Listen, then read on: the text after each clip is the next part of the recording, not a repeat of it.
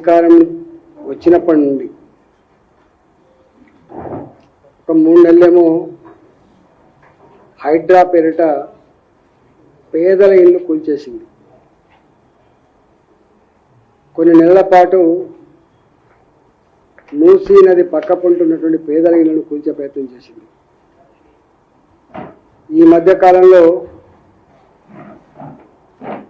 ఈ దేశంలోనే biggest slum, అతి పురాతనమైన స్లమ్ కేవలం తెలంగాణ వాసులకు మాత్రమే కాకుండా దేశవ్యాప్తంగా ఎవరికి దుఃఖం వచ్చినా, ఎవరికి ఆపద వచ్చినా, ఎవరికి ఉపాధి కావాలన్నా ఆదుకునే గడ్డ, ఆదుకునే ప్రాంతం బాలాజీ నగర్, జవహర్ నగర్ స్లమ్. దాదాపుగా 1,00,000-2 లక్షల జనాభాతో ఒక 40-45 సంవత్సరాలుగా 1980-85 నుంచి మొదలుపెట్టి ఈనాటి వరకు 30 నుంచి మొదలుపెట్టి 100 గజాల లోపు జాగలు కొనుక్కొని ఇల్లు కట్టుకొని పిల్లా జల్లతో నివాసం ఉంటున్న ప్రాంతం. ఈ జవహర్ నగర్లో, ఈ బాలాజీ నగర్లో ఉండే ప్రజలు చేసుకునే పని ఏంటంటే కూరగాయలు అమ్ముకొని బతకడం, పండ్లు అమ్ముకొని బతకడం, హైదరాబాద్ నగరంలో ఇళ్లల్లో బట్టలుకి బతకడం, బోలుతో బతకడం, కంపెనీలలో చిన్న చిన్న నౌకరీ చేసుకుని బతికే వాళ్ళు ఈ ప్రాంతంలో నివాసం ఉంటారు. ఈ మధ్య కాలంలోనే కన్స్ట్రక్షన్ రంగంలో ఎలక్ట్రీషియన్లుగా, ప్లంబర్లుగా, కార్పెంటర్లుగా, పెయింట్లు వేసేవాళ్ళుగా, ఇవాళ ఫాల్స్ రూఫింగ్ చేసేవాళ్ళుగా ఇలాంటి పనులు చేసుకుని బతారు. యూపీ నుంచి వచ్చిన వాళ్ళు ఉంటారు, బీహార్ నుంచి వచ్చిన వాళ్ళు ఉంటారు, బెంగాల్ నుంచి వచ్చిన వాళ్ళు ఉంటారు, ఆనాటి ఆంధ్రప్రదేశ్ అనేటువంటి శ్రీకాకుళం నుంచి వచ్చిన వాళ్ళు ఉంటారు, తెలంగాణ పల్లె నుంచి వచ్చిన వాళ్ళు ఉంటారు. బయటి ప్రపంచం అనుకున్నట్టుగా వీళ్ళెవ్వరూ కూడా అక్రమంగా ఆక్రమించుకొని పుక్కడకు వేసుకున్న గుడిసెలు కానీ పుక్కడ కట్టుకున్నటువంటి ఇల్లు కావు. బ్రోకర్లు, రియల్ ఎస్టేట్ బ్రోకర్లు అక్కడ భూములు లేఅవుట్ చేస్తే కొనుక్కొని కట్టుకునే ఇల్లు. అసలు ఈ జవహర్ నగర్కు ఉన్నటువంటి చరిత్ర ప్రపంచానికి, ఈ దేశానికి తెలియదు, ఈ రాష్ట్ర ప్రజానికి కూడా తెలియదు. 1941 1941లో ఆనాటి బ్రిటిష్ ప్రభుత్వం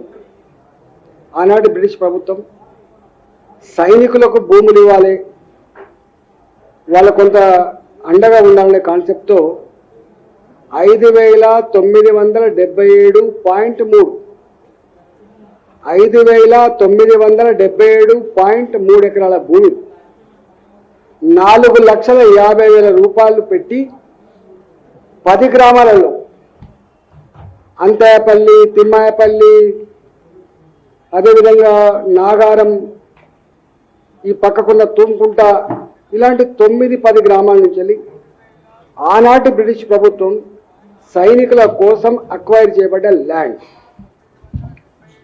మనకు స్వతంత్రం వచ్చింది 1947 కాదు కాబట్టి 1948 కాబట్టి అప్పటి వరకు కూడా ఇదంతా సికింద్రాబాద్ ఎస్టేట్ ఆఫీసర్ కంట్రోల్లో ఉంటుంది. ఇదంతా ఆనాడు ఆ జవహర్ నగర్, బాలాజీ నగర్ అంతా కూడా కంటోన్మెంట్ ఏరియా కింద ఉండేది. ఈ భూములన్నీ కూడా ఆనాటి ఆ ప్రభుత్వ మిలిటరీ ఆధ్వర్యంలో ఉన్నటువంటి భూములు. సమైక్య రాష్ట్రం ఏర్పడిన తర్వాత, దేశానికి స్వతంత్రం వచ్చిన తర్వాత, రాష్ట్రానికి కూడా స్వతంత్రం వచ్చిన తర్వాత, నిజాం పరిపాలన అంతమైన తర్వాత నిజాం సైన్యంలో పనిచేసే వాళ్లకు, బ్రిటిష్ సైన్యంలో పనిచేసే వాళ్లకు ఒక సొసైటీగా ఏర్పాటు చేసుకొని ఈ భూములన్నీ కూడా వాళ్ళకి కట్టబెట్టింది. ఈ భూమికి రాష్ట్ర ప్రభుత్వానికి సంబంధం లేదు. ఈ భూమికి సంబంధం ఉంటే కేంద్ర ప్రభుత్వానికి సంబంధం ఉంటుంది. మిలిటరీకి సంబంధించినటువంటి, సైనికులకు సంబంధించినటువంటి భూమి తప్ప, ఇది రక్షణ శాఖకు సంబంధించింది తప్ప రాష్ట్ర ప్రభుత్వానికి సంబంధం లేదు. అట్లా వీళ్ళు ఎక్స్ సర్వీస్ మెన్లుగా ఉన్నవాళ్ళు, ఆనాడు అది జంగల్ ప్రాంతం కాబట్టి అది అక్కడికి ఎవరు పోయడానికి ఆస్కారం లేదు కాబట్టి, ఫైరింగ్ రేంజ్ ఉన్నటువంటి ప్రాంతాలు కాబట్టి ఎవరు పోకపోతుంది. పేదవాళ్ళు కాబట్టి అగ్వకు వస్తుంది కాబట్టి అక్కడ చదువు చేసుకున్నంత చేసుకొని అప్పుడు ఆక్రమించుకోవడం, మెల్లమెల్ల మాజీ సైనికులు ఆక్రమించుకోవడం జరిగింది. ఎప్పుడు ట్రాన్స్ఫర్ చేసింది భూమిని? 1951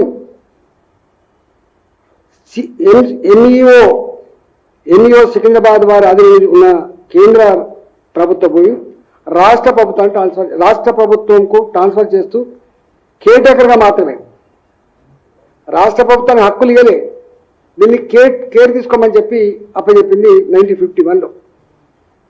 అప్పటి నుంచి మాజీ సైనికులు అక్కడ వాళ్ళ 5 ఎకరాల ఒక్కొక్క పర్సన్కి 5 ఎకరాల భూమి చొప్పున వాళ్ళు లేఅవుట్ చేసుకొని అమ్ముకోడు, వ్యవసాయం చేసుకున్నాడు, కొందరు చనిపోవడం జరిగింది. అంటే ఒక మాట చెప్పాలంటే ఈ భూములు రాష్ట్ర ప్రభుత్వానికి సంబంధించిన భూములు కావు. ఈ భూములు ఎక్సర్విస్లకు సంబంధించినటువంటి సొసైటీకి సంబంధించిన భూములు మాత్రమే. ఈ భూముల్ని రియల్ ఎస్టేట్ వ్యాపారులకు మాజీ సైనికులు అమ్ముకుంటే ఆ రియల్ ఎస్టేట్ వ్యాపారులు ప్లాట్ చేస్తే 60 గజాల చొప్పున 80 గజాల చొప్పున వాళ్ళు కొనుక్కొని నివాసం ఉంటారు. ఈ మొత్తం 5,877 ఎకరాలలో ఒక 1000 ఎకరాల వరకు ఈ పేదలు కట్టుకున్నటువంటి ఇల్లు ఉంటాయి. మధ్యలో దౌర్జన్యం చేయడం, ప్రభుత్వాలు కూల్చివేసే ప్రయత్నం చేసినప్పుడు ఆ బాలాజీ నగరు, ఆ జవహర్ నగర్కి సంపూర్ణంగా అండగా ఉన్నటువంటి పార్టీ భారతీయ జనతా పార్టీ. 1994లో ఆ గుడిసెలు కూల్చేయాలని చెప్పి ఆనాడు రెవెన్యూ మంత్రి, కాంగ్రెస్ ప్రభుత్వంలో ఉన్నటువంటి రెవెన్యూ మంత్రి కమతం రామరెడ్డి గారు మిషన్లు పంపిస్తే కూలగొట్టాలని ఆదేశాలు ఇస్తే ప్రజలు తిరుగుబాటు చేశారు. టైగర్ నరేంద్ర గారి నాయకత్వంలో, భారతీయ జనతా పార్టీ నాయకత్వంలో అల్టిమేటం ఇస్తే ఆనాడు అవి ఆగినాయి. ఆనాడు ఆగినటువంటి ఇల్లు ఇలా మళ్ళీ రేవంత్ రెడ్డి వచ్చిన తర్వాత ఇక్కడ బాలాజీ నగర్లో బ్రోకర్లు ఎక్కువైపోయిండ్రు, రెవెన్యూ అధికారులు ఆగడాలు ఎక్కువైపోయినాయి. అసలు ఆగడాలకు అద్దె లేకుండా పోయింది. అక్కడ ఉన్న ప్రజానికానికి రోడ్డు సౌకర్యం కల్పించి, వాళ్ళకు మంచినీళ్ళ సౌకర్యం కల్పించి, వాళ్ళకు లైటింగ్ సౌకర్యం కల్పించి, వాళ్ళకి ఉపాధి కల్పించి, వాళ్ళకు అంటగా ఉంటుంది అనుకున్నటువంటి ప్రభుత్వం ఇవాళ ఎప్పుడు డోజర్లు వస్తాయో, ఎప్పుడు పోలీసులు వస్తారో, ఎప్పుడు కూలగొడతారో తెలియని పరిస్థితి వచ్చింది. అరుంధతి నగర్ అని ఈ బాలాజీ నగర్లో ఒక ప్రాంతం అరుంధతి నగర్ 1998లో 1998లో కుటుంబ నియంత్రణ ఆపరేషన్ చేసుకున్న వాళ్ళకి ఇచ్చింది 60 గజాలు చొప్పున 80 గజాలు చొప్పున 1705 మందికి ఇచ్చింది. ఒకటి కాదు 1705 మందికి ఇచ్చింది. ఆ అరుంధతి నగర్లో ఉన్నటువంటి భూములలో వాళ్ళకి ఇచ్చిన భూములలో 99% అప్పుడే కట్టుకున్నారు. ఇంకా ఎక్కడైనా అక్కడో ఇక్కడో వాళ్ళకు వెసులుబాటు లేకనో, డబ్బులు లేకనో, లేదా ఇంకొక ప్రాంతంలో వాళ్ళు కిరాయికుండో కట్టుకోకపోయి ఇప్పుడు కట్టుకున్న వాళ్ళు కూడా ఉంటున్నారు. ఇవాళ దాన్ని ఆసరా చేసుకొని మళ్ళీ ఆ కట్టుకుంటున్నటువంటి ఇళ్ళను కూలగొట్టుడు, పాత ఇళ్ళను కూడా కూలగొట్టుడు, రెవెన్యూ అధికారులకు డబ్బులు ఇస్తే తప్ప ఇవాళ ఇల్లు ఉండదనేటువంటి పరిస్థితి తీసుకొచ్చింది. అసలు రేవంత్ రెడ్డి గారికి పరిపాలన పట్టు ఉన్నట్టా లేనట్టా, మంత్రులు పని చేస్తున్నట్టా లేనట్టా, అసలు మంత్రుల ఆదేశాల మేరకు అధికారులు పనిచేస్తున్నారా, అధికారులే యథేచ్ఛగా బ్రోకర్లేక మారిపోయి అధికారులే యథేచ్ఛగా డబ్బులకు ఆశపడి పేదల జీవితాలతో చెలగాట మారుతున్నారా, ఇవాళ అర్థం కాని పరిస్థితులు. ఆ ప్రజలందరూ నిన్నగాక మొన్న నాయకు వచ్చింది, ఏడ్చుకుంటూ వచ్చి అయ్యా ఇది అరుంధతి నగర్, మా దగ్గర ఇన్ని కాగితాలు ఉన్నాయి.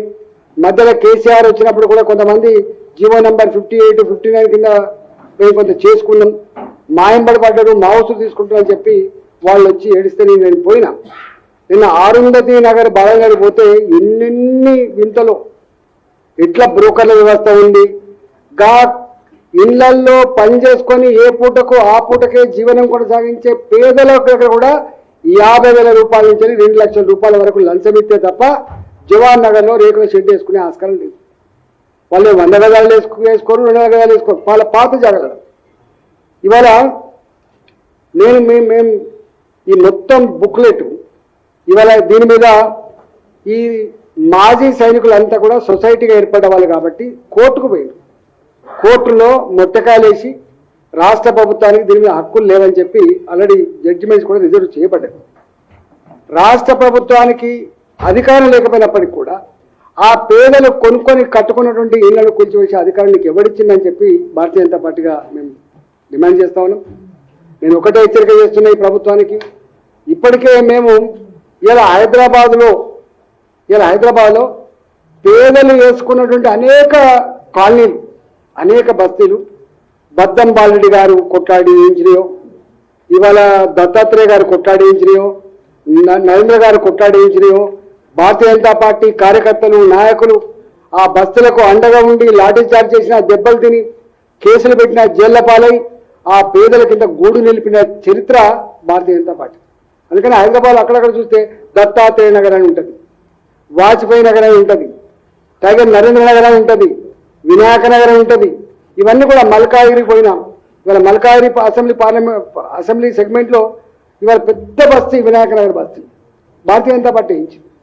ఇవాళ కుత్బుల్లాపూర్లో అయితే 1 కాదు 2 కాదు అనేక బస్తీలు, ఏ బస్తీకైనా పోయి ఇది వాజ్పేయి గారి నగరు, ఇది నరేంద్ర నగర్ అని చెప్పి పేర్లు ఉంటాయి. అంటే హైదరాబాద్ నగరంలో పేదలకు మొట్టమొదటిసారిగా వాళ్ళకు ఒక గూడు ఉండాలనే సంకల్పానికి మద్దతు ఇచ్చి అండగా ఉండి ఎన్ని నిర్బంధాలు ఎదురైనా ఎదుర్కొని నిలిచిన పార్టీ భారతీయ జనతా పార్టీ.